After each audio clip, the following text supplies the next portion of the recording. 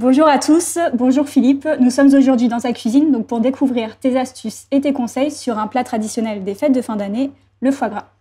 Oui, bonjour à tous, bonjour Amandine. Effectivement, nous allons aujourd'hui vous faire une recette de terrine de foie gras mi-cuit au porto blanc. Donc d'où vient ce produit? Quelle est son origine historique?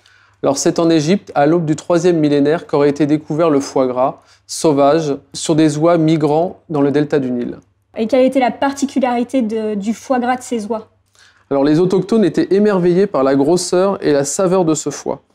L'animal crée naturellement son foie gras et se suralimente afin d'effectuer de longs trajets migratoires.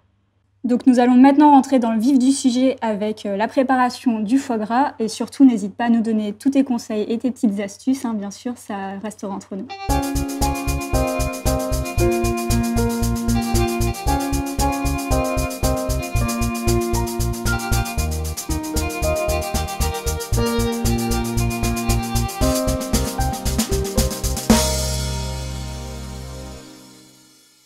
Alors aujourd'hui, nous allons utiliser un foie gras de canard IGP. L'IGP certifie que les canards sont élevés et transformés dans le sud-ouest. Philippe, qu'est-ce que tu nous as sélectionné? Tu nous as pris un foie gras d'oie ou de canard?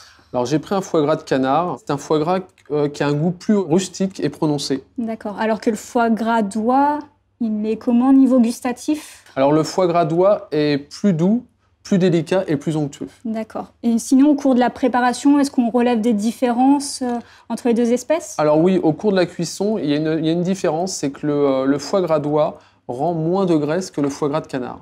D'accord. Et puis tu sais que c'est pas la seule chose qu'ils ont de différent. Au niveau nutritionnel, il y a aussi quelques différences. Par exemple, le foie gras d'oie, donc il est moins gras, ce qui fait qu'au cours de la cuisson, il va libérer moins de graisse. Et donc, par conséquent, il sera plus riche en eau, en protéines et en minéraux. Donc, le foie gras de canard, par contre, il va apporter un tout petit peu moins de cholestérol. Donc, on va débuter la préparation de ta recette. Dis-nous déjà quels sont les ingrédients dont tu as besoin. Alors, j'ai besoin de 6 ingrédients. J'ai besoin, bien sûr, de mon foie gras IGP. J'ai besoin de sel, de sucre, de poivre, de porto blanc et de 4 épices.